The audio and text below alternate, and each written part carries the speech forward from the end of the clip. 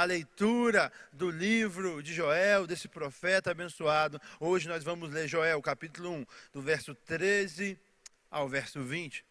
Nós lemos no primeiro programa do capítulo 1, verso 1 ao 12, e hoje nós vamos ler do 13 ao 20, para finalizar esse capítulo 1. E assim como a primeira exposição foi uma bênção, eu creio que essa também será. Então abra sua Bíblia e vamos para a leitura pública das Sagradas Escrituras. Joel, capítulo 1, do 13 ao 20. Eu vou ler aqui, acompanhe e mantenha a sua Bíblia aberta. Nós vamos expor verso a verso no nome de Jesus. Vamos lá? Joel, capítulo 1, verso 13. A santa, poderosa palavra do Senhor diz assim: ponham vestes de luto, ó sacerdote, e plantei, chorem em alto, vocês que ministram perante o altar.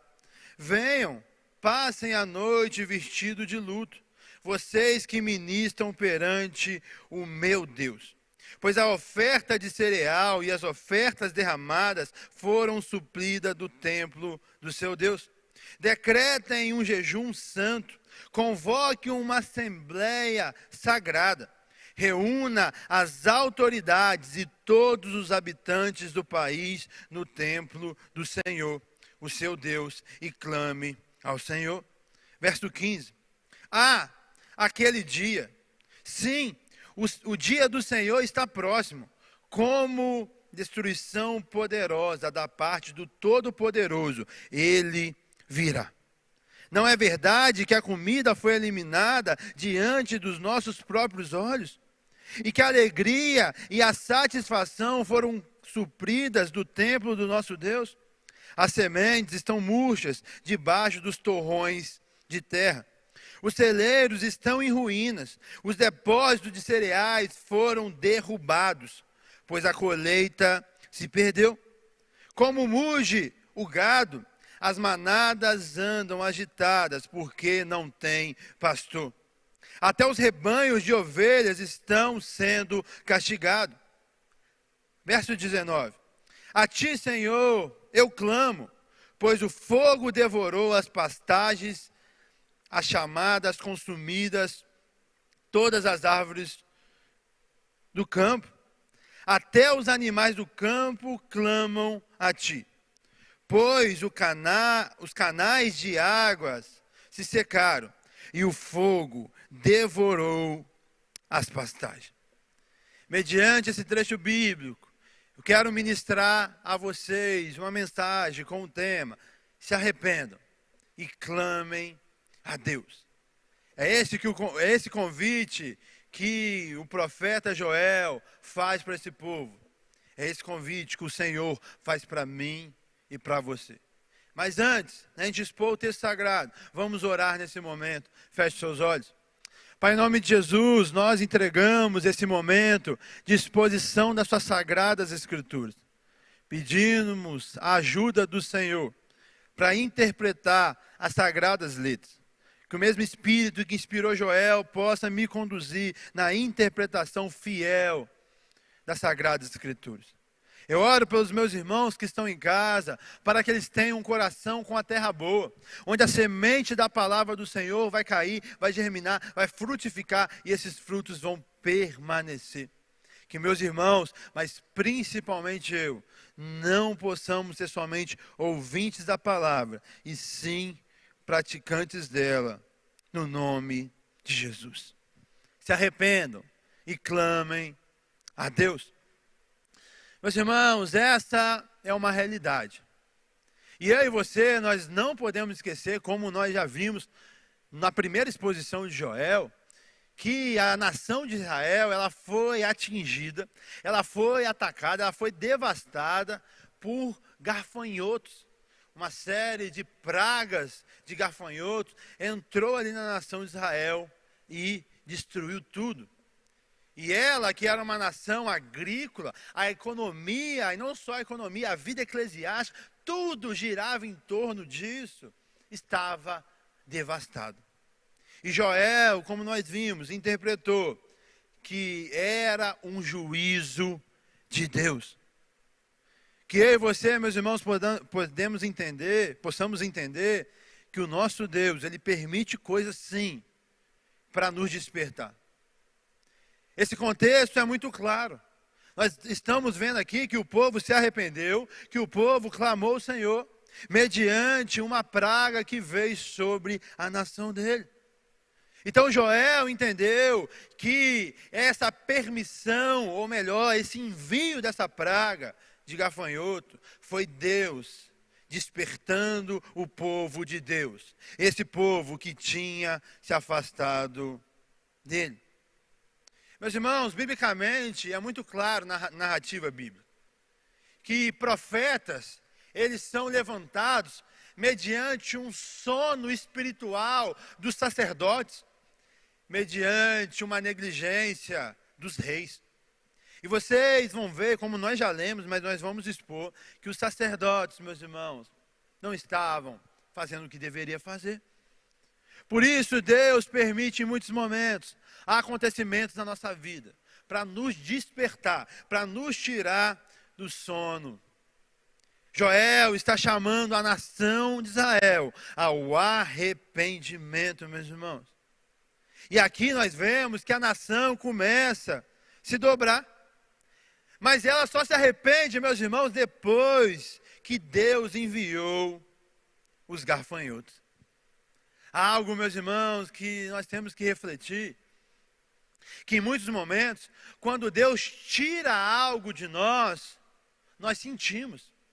Nós choramos, nós clamamos, nós pedimos para voltar, nós pedimos para parar. Mas você sabe o que é o mais triste dessa história? É que essas mesmas coisas sempre tiveram conosco, mas nós não valorizamos. Nós sequer agradecemos. Por isso, meus irmãos, entenda algo desde o início. Não queira perder algo para agradecer. Ou melhor, para agradecer não, para se desesperar. E agradeça porque você já tem hoje. Não espere perder.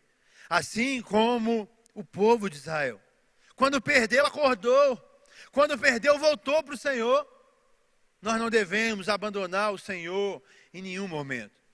Mas o Deus a qual nós servimos, Ele é tão lindo, Ele nos ama tanto, Ele não quer que fiquemos separados dEle, que Ele permite situações para eu e você despertar do nosso sono espiritual.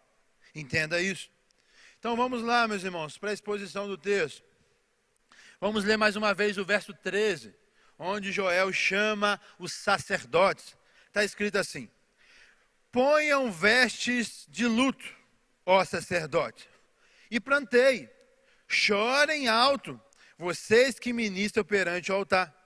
Venham, passem a noite vestido de luto, vocês que ministram perante o meu Deus, pois a oferta de cereal e as ofertas derramadas foram suprimidas do templo do seu Deus. Meus irmãos, nesse momento aqui, você sabe o que era para estar sendo feito? A festa da colheita. Onde, mediante as colheitas, os israelitas, eles agradeciam. Eles faziam uma festa, porque Deus tinha proporcionado uma abundante colheita. Mas nesse momento, eles não estavam e não iriam celebrar a festa da colheita. Eles são convidados pelo profeta a chorar, a se lamentar. Entenda algo, meus irmãos. Existem momentos da nossa vida que não é para nos alegrar, que não é para nós festejar, porque talvez não tem nada para festejar. Nós estamos nos nossos pecados, nos nossos delitos, nós estamos afastados de Deus, nós temos fazido coisas que não agradam o coração de Deus, e como eu e você temos a cara de pau de comemorar. Comemorar o quê? A nossa ida para o inferno? Comemorar o quê? A nossa desobediência a esse Deus santo, maravilhoso, a qual nós servimos. Tem momentos, meus irmãos, que temos que deixar as comemorações de lado, e nós temos que nos arrepender. Arrepender pelos nossos pecados, os pecados da nossa família, os pecados da nossa cidade. Olha como o mundo está. Você acha que tem motivo para festejar? Eu e você, meus irmãos, temos, como o profeta chamou essa nação, chorar pelos pecados, chorar pelas nossas negligências. Eles tinham que chorar, meus irmãos, sabe por quê? Porque eles não tinham como oferecer o culto ao Senhor. Como assim, pastor? Olha o que o texto fala. Pois os cereais e as ofertas derramadas foram suprimidas. Meus irmãos, dentro do sistema sacrificial do Antigo Testamento, eles sacrificavam coisas, eles levavam ofertas ao templo. E a maioria dessas ofertas eram oriundas da agricultura. Era oferta de grãos. Então, meus irmãos, se eles não tinham grão, como eles iriam prestar o culto? O que eu e você temos que aprender é que os nossos pecados, meus irmãos, as nossas mazelas, os nossos erros vão afetar o nosso culto a Ele. Vão afetar a nossa caminhada com Ele. Vão afetar as nossas relações na comunidade de fé. Por causa dessa crise. E essa crise só veio por causa da desobediência e do abandono do povo de Israel. O culto não estava acontecendo. Meus irmãos. Eu e você temos que refletir sobre isso. E aprender aqui, como citado os sacerdotes, um recado para você, líder. Você deve chorar pelo pecado do seu povo. Você, pai, deve chorar pelo pecado do seu filho. E não achar normal, e não achar tudo bem, e não viver uma vida de qualquer maneira. Isso é inadmissível. Eu e você, como líderes, nós temos que chorar pelo pecado do nosso povo. Aqui, fala, ponham vestes de luto. Talvez na sua tradução está escrito panos de saco. Nada mais é que demonstrar um arrependimento externamente. Entenda, meus irmãos, isso não esses princípios literalmente não é para os nossos tempos. Não adianta você botar um pano de saco hoje, porque se você botar um pano de saco hoje, você só quer se aparecer. Porque o Novo Testamento, a graça não te pede para isso. Você tem que se arrepender dentro do seu coração. Mas aqui, mediante o contexto dessa nação, o arrependimento era representado mediante essas vestes de lutos, os panos de saco. Então os sacerdotes, meus irmãos, eles não tinham que celebrar nada. Eles não tinham que se alegrar, eles tinham que chorar. Eles não tinham mais cereais. Ele não tinha mais como fazer as ofertas derramadas sobre o altar de Deus. Olha, a que ponto pode chegar o nosso pecado, meus irmãos?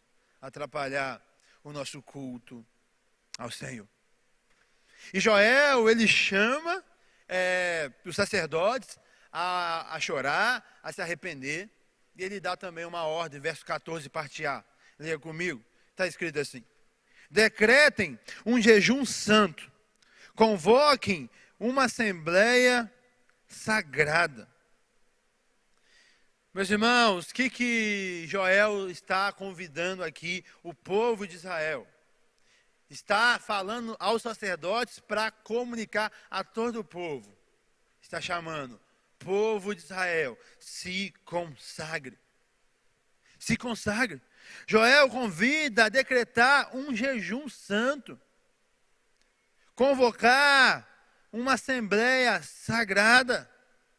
Meus irmãos, o jejum nada mais é do que consagração a Deus. Jejum, entenda algo, ele não muda Deus, ele muda você. Ele muda você. Deus é imutável, mas eu e você, meus irmãos, nós precisamos melhorar. E mudar, no caso, para melhor. Então, o convite para um povo que está em desobediência, um povo que tem se afastado do Senhor, é voltar ao Senhor. E como volta ao Senhor? Se consagrando a Ele. Orando, gastando tempo com Ele, mas também abrindo mão de coisas para obter outras. O jejum nada mais é do que isso. Você abre mão de um alimento, Abre mão de alguns, talvez, ambientes, porque se você não vai comer, talvez alguns ambientes você não vai, naquele determinado tempo, tá bom? Para se consagrar ao Senhor em oração, para se consagrar ao Senhor na leitura das Sagradas Escrituras. Então, Joel nos convida a se consagrar ao Senhor. Eu e você, meus irmãos, precisamos muito consagrar a nossa vida ao Senhor. E aí o 14 continua.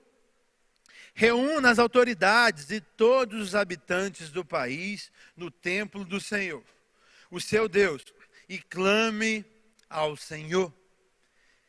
Joel aqui, meus irmãos, nos convida a chamar todas as pessoas a clamar a Deus.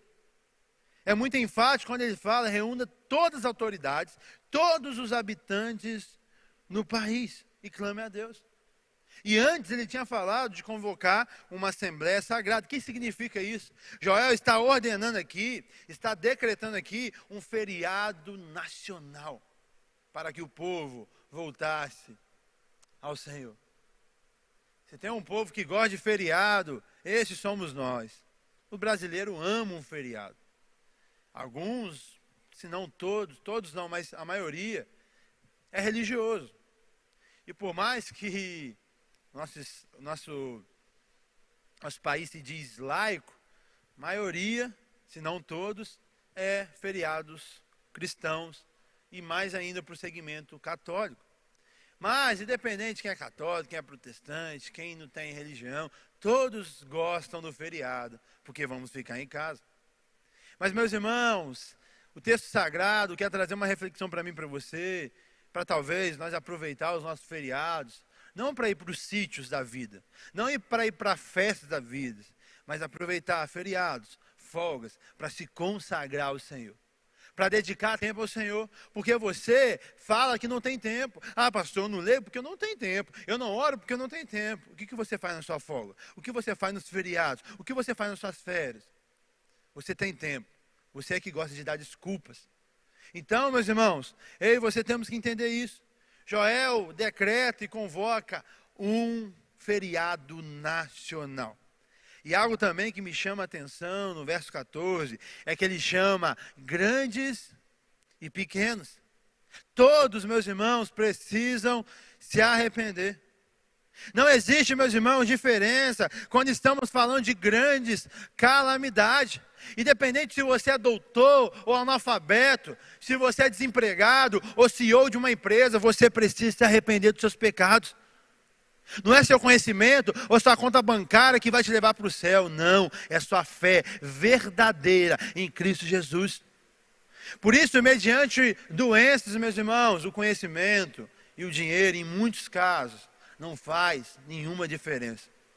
E aí, pais, analfabetos ou doutores, eles vão recorrer ao Senhor.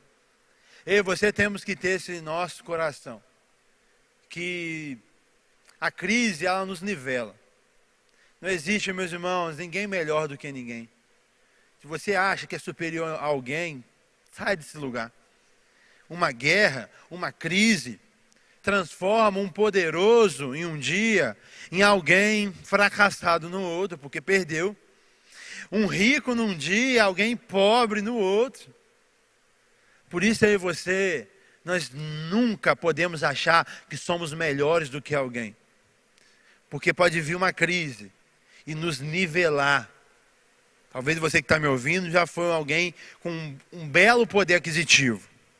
Mas de alguma forma, por algum motivo, você perdeu. E aí acabou. E talvez quando você tinha, você humilhava as pessoas. Você pisava nas pessoas. Meus irmãos, entenda algo. Nós não somos melhores do que ninguém. Em grandes tragédias, coloca todo mundo no mesmo nível. Todo mundo, eu e você, precisa viver o tema dessa mensagem, que é se arrepender e clamar a Deus. Não é algo só para um grupo ou para o outro, é para todas as pessoas. Verso 15. Aquele dia, sim, o dia do Senhor está próximo, como destruição poderosa da parte do Todo-Poderoso. Então, aqui Joel vai falar do dia do Senhor, meus irmãos. O dia do Senhor. É algo que Joel traz muito no seu livro, aqui nesses escritos. E o dia do Senhor, quando fala na Bíblia, é algo escatológico, que nós já vimos muito na escola bíblica e também no Logos, a gente estudou bastante escatologia aqui. E o dia do Senhor é isso. Essa expressão, dia do Senhor, sempre que você encontrar na Bíblia, independente se é no Velho ou Novo, ela se refere ao final dos tempos, onde o Senhor, ele julgará todas as nações. Joel traz essa realidade para esse povo. O juízo está próximo. O juízo está próximo. Joel queria que o povo entendesse essa verdade, que o juízo de Deus está próximo. Talvez você incrédulo, ouvindo essa mensagem, lendo esse texto, você fala, Joel falou que o dia do Senhor está próximo, mas passou anos e anos e não chegou. Meu irmão, sim, passou anos e anos para nós. Mas eu tenho a completa convicção e certeza que o dia do Senhor virá. Por isso, nós temos que ter temor no nosso coração. Por isso, você que precisa tomar uma posição hoje, você tem que tomar hoje, não deixar para amanhã. Quando o dia do Senhor vier, será o fim das oportunidades. E o dia do Senhor não veio ainda. Ele não veio ainda para julgar as nações, para nos trazer os novos céus e as novas terras. Não.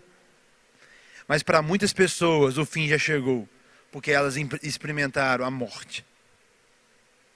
Então que você, mediante essa mensagem, esse retrato devastador da nação de Israel, possa tomar uma posição hoje. Olhar para o cenário devastador da sua vida e ver que é uma permissão de Deus para você acordar da vida. Parar de viver essa vida relaxada de qualquer maneira e voltar para o Senhor. Porque o dia do Senhor está próximo. Ele está próximo. Entenda essa verdade, meus irmãos. Não negligencie. Vamos ler o verso 16 e o verso 17. Que diz assim: não é verdade que a comida foi eliminada diante dos nossos próprios olhos? E que a alegria e a satisfação foram suprimidas do templo do Senhor Deus? As sementes estão murchas debaixo dos torrões de terra. Os celeiros estão em ruínas. Os depósitos de cereal foram derrubados, pois a colheita se perdeu.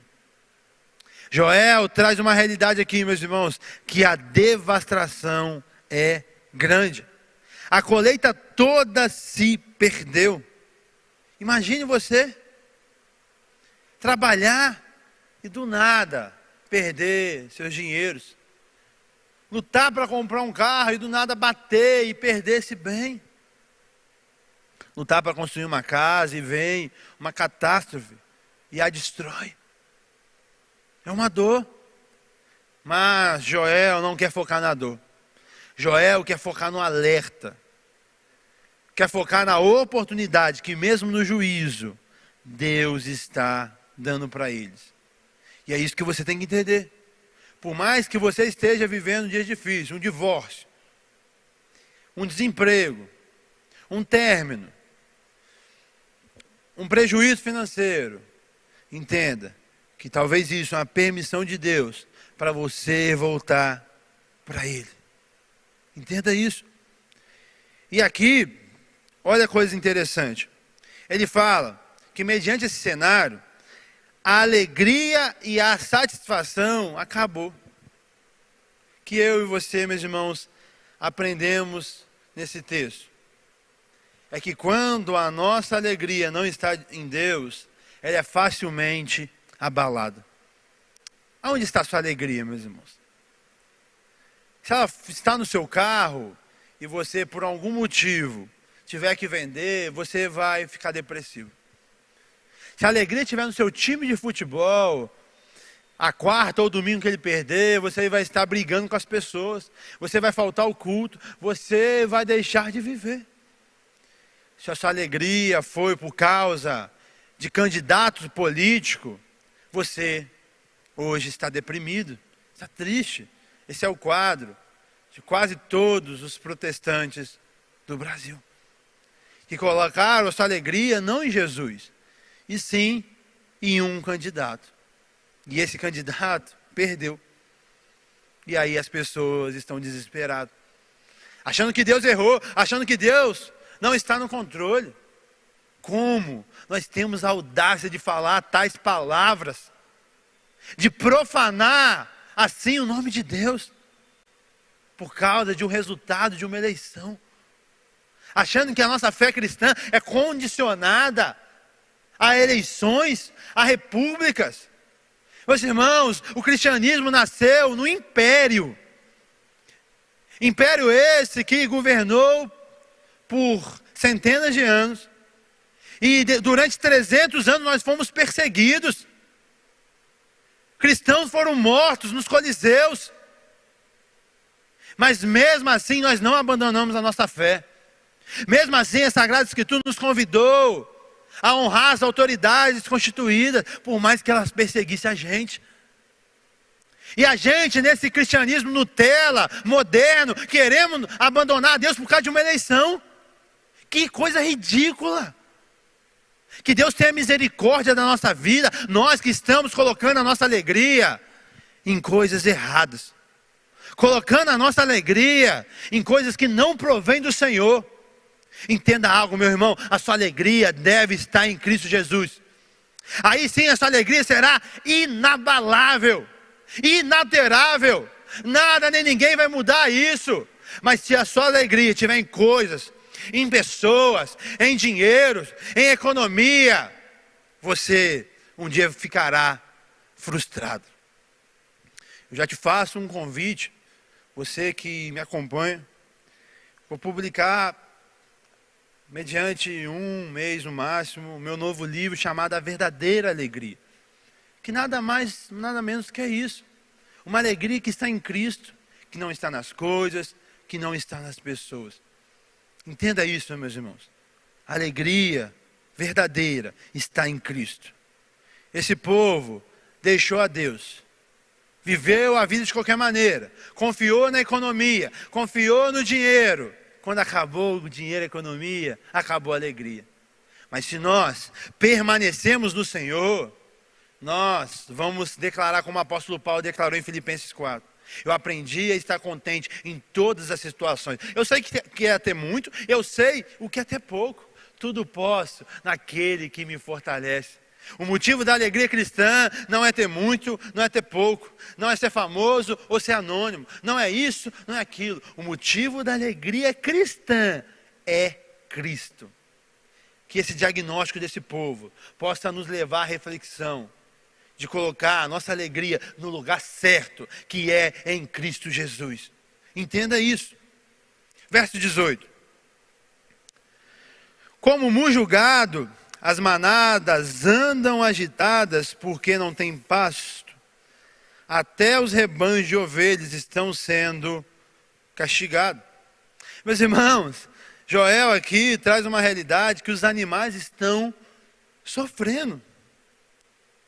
Meus irmãos, e o que me dá a entender aqui é que Joel chama atenção, pois parece que os animais estão mais atentos do que o povo. Lembra, na primeira exposição do verso 1, no verso 1 ao 12, onde ele chama os bêbados a acordar e a chorar? Porque os bêbados estavam vivendo a vida de qualquer maneira, achando que não estava acontecendo nada. Esse é o quadro meu e seu. Veio uma pandemia, nós entramos e saímos do mesmo jeito. Acontece calamidades, nós ficamos do mesmo jeito, achando que não tem nada acontecendo. E aí é o ponto de os animais, eles perceberem e eu e você não.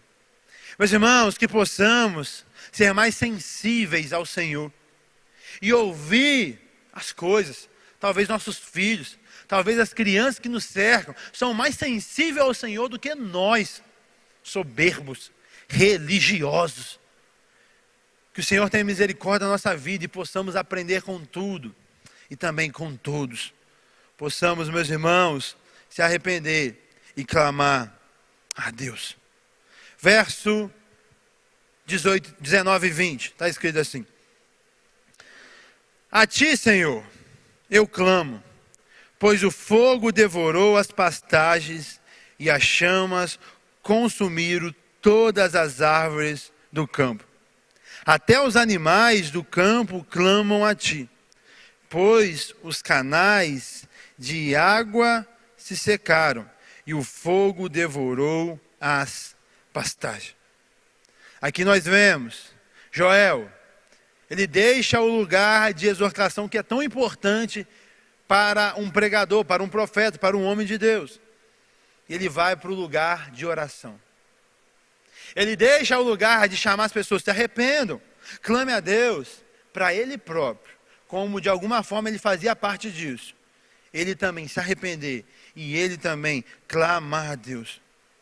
Joel, meus irmãos, ele nos ensina, para mim, como pregador, ele nos ensina que ele sim é um pregador, mas ele também é um intercessor.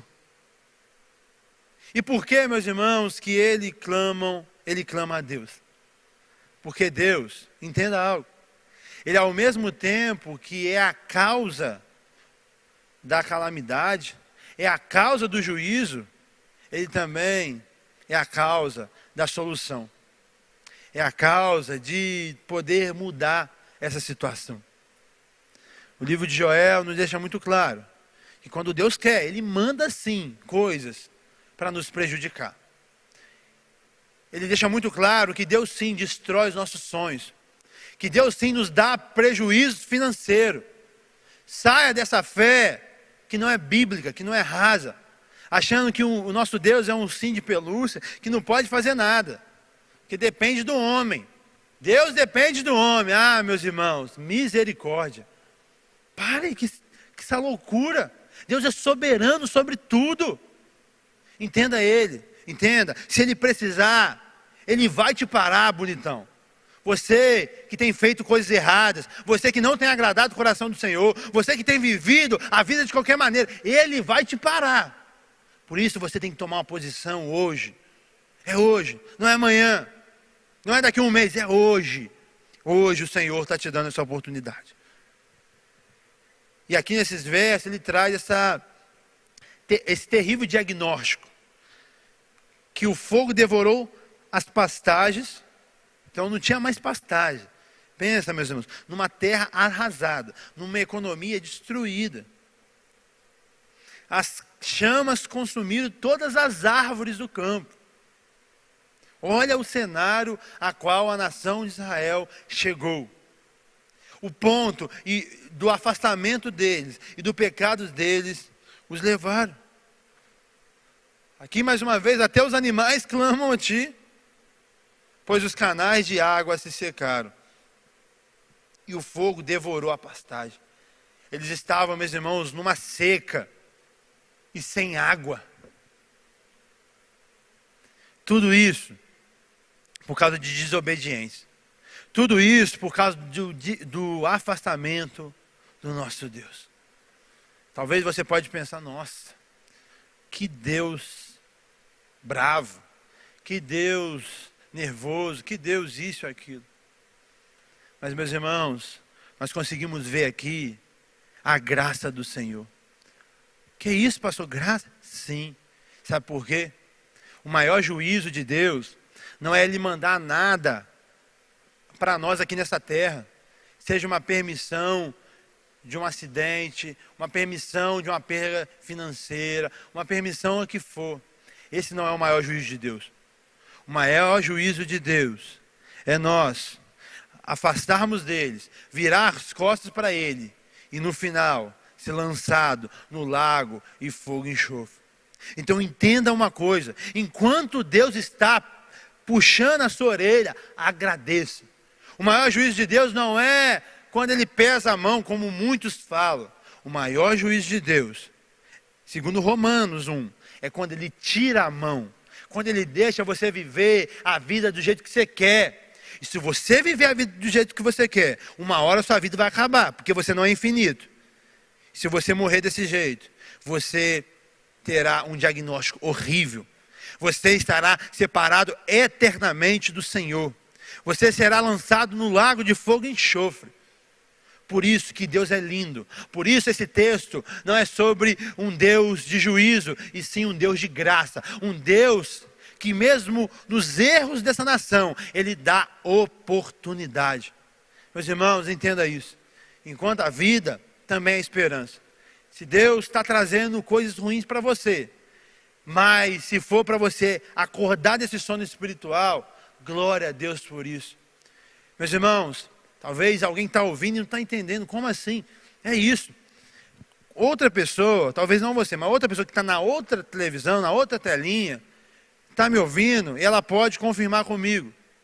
Se ela só voltou para Jesus por causa de uma doença, ela só voltou para Jesus por causa de um término, só voltou para Jesus por causa de um desemprego, só voltou para Jesus por causa talvez de uma depressão. Coisas ruins que aconteceram na nossa vida, mas que nos levaram de volta para Jesus. Meus irmãos, se qualquer coisa nos leva para Jesus, não é coisa ruim, é coisa maravilhosa, porque Jesus é o melhor, Ele é o único caminho, a verdade e a vida. Sem Ele nós estamos mortos nos nossos delitos e pecados, mas com Ele nós temos vida. Então não sei o que foi, meus irmãos, se foi Satanás, se foi a maldade de alguém, ou se foi o seu pecado. Mas se de alguma forma, Deus, pela sua infinita graça, transformou a maldição em bênção, glória a Deus. Em muitos momentos nós erramos, mas Deus é tão gracioso, que Ele usa a situação do meu erro e do seu erro, para transformar em uma reflexão para mim e para você, viver uma vida santa. Ele usou Satanás para abençoar Jó, para Jó conhecer mais Ele. Meus irmãos, na minha experiência de conversão, Deus usou Satanás. Eu que era um cético, que não cria em nada, em ninguém. Deus usou uma possessão demoníaca para esse pregador, para esse pastor que está aqui se converter. Quando Deus quer, Ele usa o que for, meus irmãos. Ele usa um dia mau, Ele usa uma doença, Ele usa um acidente, Ele usa até Satanás. Mas o que mais importante eu e você temos que entender é que, independente da situação, nós temos que ir até a Cristo. Seja mediante a dor ou o amor, você tem que ir a Cristo. Por isso eu te convido, clame. Por isso que eu te convido, se arrependa. Volte-se ao Senhor. E para a gente finalizar mais esse belo programa, eu tenho 3 aplicações para mim e para você. A primeira delas, Deus é tão bom que manda coisas ruins para nós. Sim, meus irmãos, Ele manda coisas ruins para nos aproximarmos dEle. Entenda essa realidade. Pela misericórdia e graça do Senhor, Ele permite os acontecimentos na minha e na sua vida. Então, entenda essa verdade. Ele é bom. E por ser bom, Ele puxa a nossa orelha. Alguém que nos ama vai falar a verdade na nossa cara. Quem não nos ama é indiferente e deixa nós cair do penhasco e morrer. Deus é bom e por ser bom, Ele puxa a minha e a sua orelha. Segunda aplicação, se arrependa dos seus pecados. Que mediante então essa situação que você está vivendo, meus irmãos, Deus está te dando uma oportunidade de se arrepender. Se arrependa, clame a Ele. Não espere o outro acontecimento. Não espere mais uma situação.